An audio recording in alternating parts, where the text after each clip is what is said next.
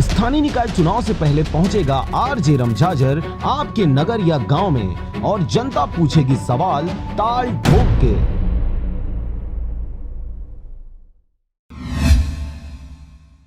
बिलासपुर जिले के मस्तूरी थाना क्षेत्र में पिछले लंबे समय से गौ तस्करी में संलिप्त आरोपियों को मस्तूरी पुलिस पकड़ने में कामयाब हुई है।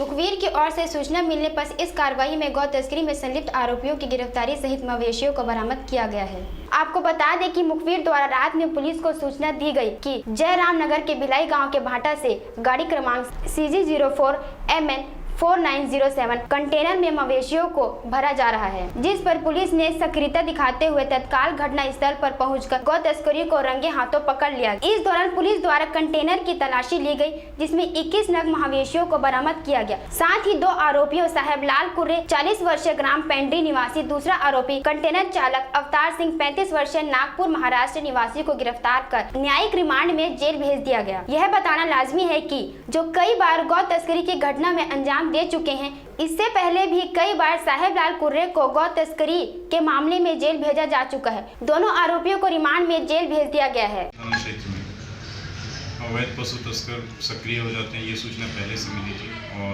वरिष्ठ अधिकारी पुलिस अधीक्षक महोदय श्री प्रशांत अग्रवाल का भी निर्देश था कि पशु तस्करी के खिलाफ कार्रवाई करनी है। इसी कड़ी में मुखबिरों को लगातार सक्रिय किया गया था और इस बीच परसों की सूचना मिली कि कुछ लोग अवैध रूप से पशु की तस्करी करते हैं।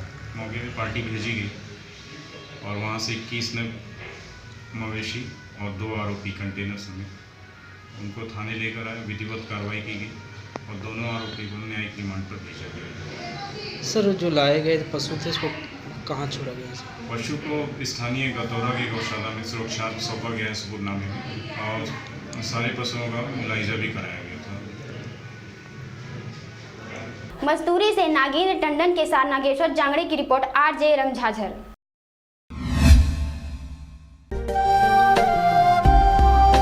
अगर आप चाहते हैं मीडिया में अपना करियर बनाना, रिपोर्टर, राइटर या फिर एडिटर बनना, तो आज ही संपर्क करें आरजे रमझाझर में।